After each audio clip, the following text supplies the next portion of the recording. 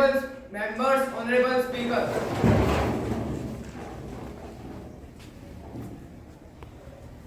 Honorable members, a very good morning to all of you.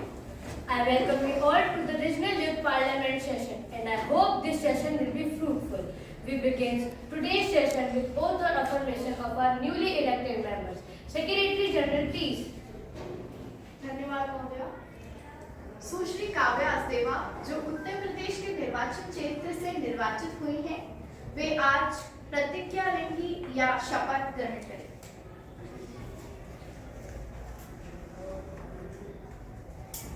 महोदय, आप शपथ ग्रहण करेंगी या प्रतिज्ञा लेंगी? महोदया, मैं शपथ लूंगी। आप किस भाषा में अपनी शपथ ग्रहण करेंगी? हिंदी में महोदया। मैं काव्या अस्देवा जो युवा संसद के उत्तर प्रदेश के लखनऊ क्षेत्र से निर्वाचित हुई हूँ, ईश्वर की शपथ लेती हूँ कि मैं विधि द्वारा स्थापित भारत के संविधान के प्रति श्रद्धा और निष्ठा रखूंगी, देश की प्रभुसत्ता और एकता को बनाए रखूंगी तथा जिस पद को मैं ग्रहण करने जा वाली हूँ उसके कर्तव्यों का श्रद्धापूर्वक निर्वहन करूंगी।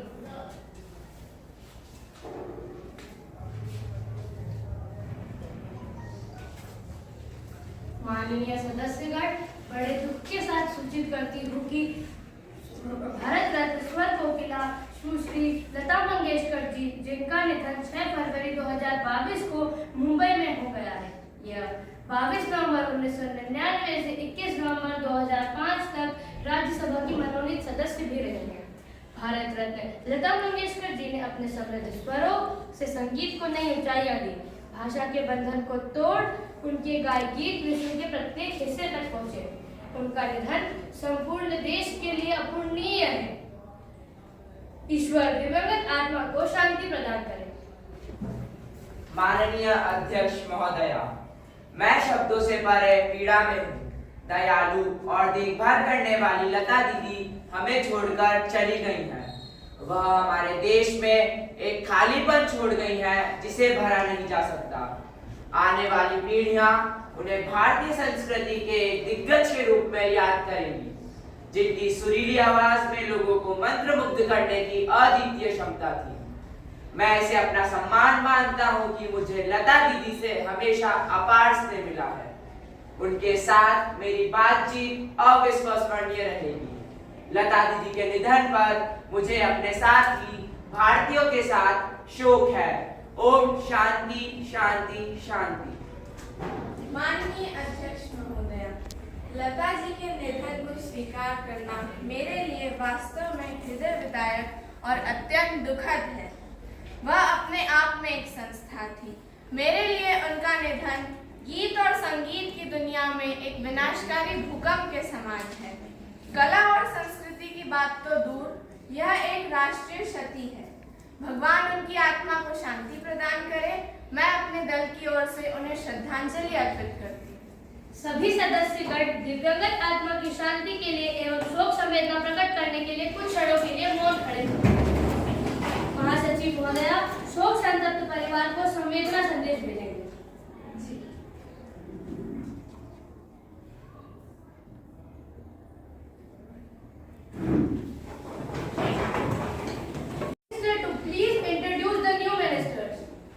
Thank you, Honorable Speaker, ma'am. I have pleasure in introducing to you and through you to the House my colleagues, the new minister, Hiteshi Kataria, Health Minister, and Mahek Saurashkia, Civil Aviation Minister. प्रश्न संख्या 101। माननीय अध्यक्ष महोदया, साग सब्जियां तो है कोसों दूर, सरकार तो कर रही केवल विदेशी दूर। क्या कृषि एवं किसान कल्याण मंत्री यह बताने की कृपा करेंगे कि क्या सरकार को इस बात की जानकारी है कि बिचौलियों द्वारा किसानों का शोषण किया जा रहा है? यदि हाँ, तो सरकार द्वारा किसानों के हितों की रक्षा और उन्हें बिचौलियों के चंगुल से बचाने के लिए क्या कदम उठाए जा रहे हैं? माननीय कृषि एवं कल्याण मंत्री सुश्री प्रियांशी जोशी जी। धन्यवाद माननीय अध्यक्ष महोदय। हम आह भी भरते हैं तो हो जाते हैं बदनाम, वो कत्ल भी करते हैं तो चर्चा नहीं होती। हमारी सरकार कृषि एवं किसानों के उत्थान के लिए लगातार प्रयासरत है। लागू बजट में कृषि एवं किसानों के लोन संबंधी विशेष प्रावधान बड़े दूरगामी साबित होने वाले हैं। भारत कृषि प्रधान देश है, किसान हमारे अन्नदाता हैं। हम याद दिला दें, हमारी सरकार आने के बाद किसानों की आत्महत्या में भारी कमी आई है। कृषि उत्पादन कई गुना बढ़ा है, किसानों की खुशहाली में वृद्धि हुई है। किसानों हेतु उपज मंडियों में समर्थन मूल्यों पर खरीदने की व्यवस्था की गई है। किसानों को उनकी फसलों का उचित दाम मिलना शुरू हो गया है। यह बड़े दुख की बात है कि हर बात पर राजनीति करने वाले लोग किसानों के मसले पर भी राजनीति करने से बाज नहीं आते। हमारी सरकार इनाम ऑनलाइन योजना का कार्यान्वयन कर रही है, जो किसानों को बिचौलियों द्वारा शोषण से बचाने में मदद करेगी। अब तक 18 राज्यों और 3 संघ राज्य की 1000 मंडियों को इनाम प्लेटफॉर्म से जोड़ा जा चुका है। भारत सरकार ने किसानों और अन्य हितधारकों को कृषि उपज संबंधित परिवहन के मुद्दे से दूर करने के लिए दिनांक 17/4/2020 को किसान रथ मोबाइल ऐप लॉन्च किया था। प्रधानमंत्री किसान सम्मान निधि के तहत 11.5 करोड़ से अधिक किसान परिवारों को अब तक कुल 1.6 लाख करोड़ रुपए जारी किए जा चुके हैं। प्रधानमंत्री फसल बीमा योजना निर्दिष्ट मामलों में फसलों पर जोखिम सहित फसल चक्र के सभी चरणों के लिए बीमा कवर प्रदान करती है, जिसमें किसानों द्वारा कम प्रीमियम का अंशदान दिया जाता है। शहद उत्पादन बढ़ाने के लिए समेकित बागवानी विकास मिशन के तहत मधुमक्खी पालन को बढ़ावा दिया गया है। तू रख हौसला, वो मंजर भी आएगा, प्यासे के पास चलकर समंदर भी आएगा, थक हार के न रुकना ए मंजिल के मुसाफिर, मंजिल भी आएगी और संघर्ष का मजा भी आएगा। Ma'am, a serious breach of privilege has been committed by the leading newspaper of Madhya Pradesh by commenting on the recommendation of the Parliament Committee and on pay and allowance of the members of the Parliament. The paper has attributed dishonest motives, and I request you to allow me to raise a question on that matter now. Ms. Jayashree Sharma, have you given a notice of it earlier? If not, you may give due notice along with a copy of newspaper cutting, and I shall consider it. And you cannot play a string of surprise on me like this. I have already given notice of it at 10 a.m. today. It will be examined when it comes to me. I shall consider it and let you know my decision.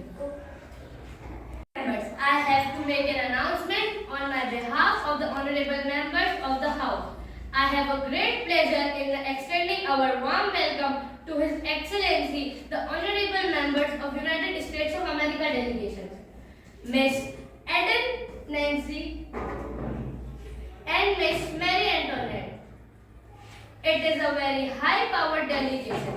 They are now seated in a special box. We wish them a happy and a fruitful stay in our country. We also convey our warm welcome and warm greeting to very warm wishes through them to the Speaker of the U.S. Parliament, the government and the friendly people of the United States of America. पर चर्चा करेंगे। भारत चीन संबंधों और भारत चीन अंतर्राष्ट्रीय सीमा के संदर्भ में माननीय रक्षा मंत्री जी, माननीय विदेश मंत्री जी और माननीय प्रधानमंत्री जी का ध्यान आकर्षण करेंगे।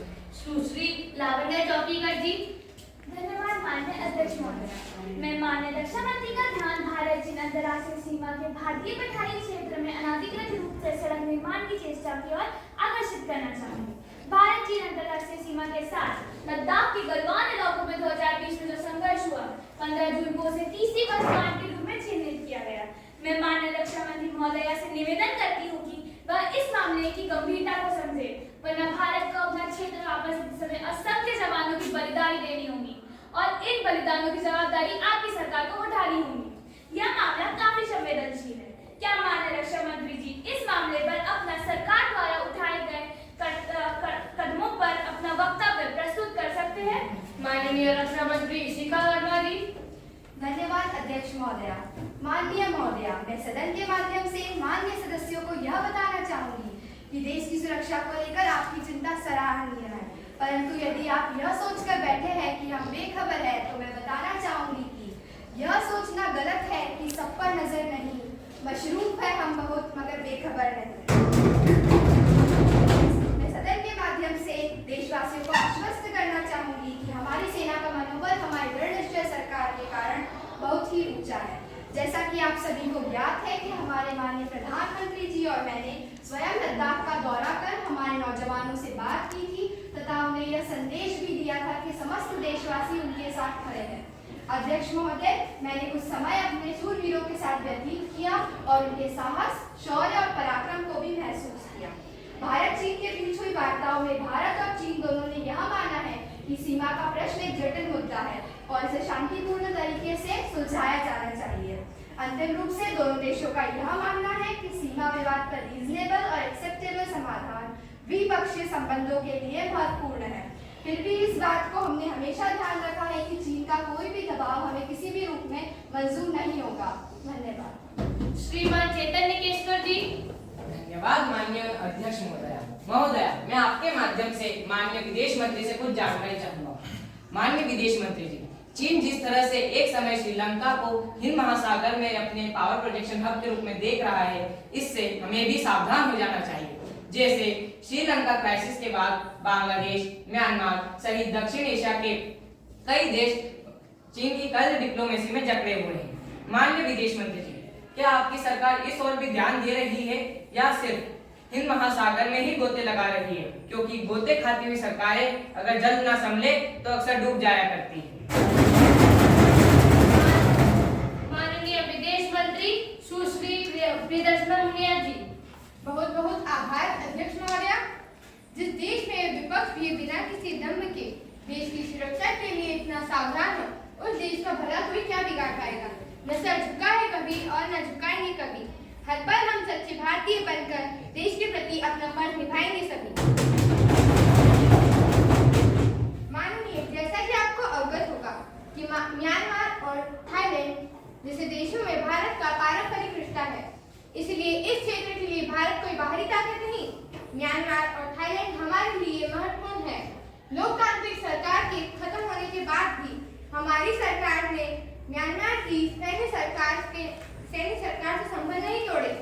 ध्यान दिया जाए कि म्यांमार में भारत के कई इंफ्रास्ट्रक्चर प्रोजेक्ट सालों से चल रहे हैं जो अभी तक पूरे नहीं हुए हैं। उन्हें पूरा करने में हम एक विकल्प दे सकते हैं। धन्यवाद। आज होने का अनुभव कर रहे हो। देश के लिए जीना भी आसान नहीं और देश के लिए मरना भी आसान नहीं। देश का होकर जीना और देश के लिए मरना गर्व की बात है। इतना ही बहुत है बाहरी ताकतों को बाहर का रास्ता दिखाने के लिए, जिसके लिए हम सभी तैयार हैं। कौन सोच सकता है कि चीन की नीतियां देश भर को इस तरह एक कर सकती है। धन्यवाद।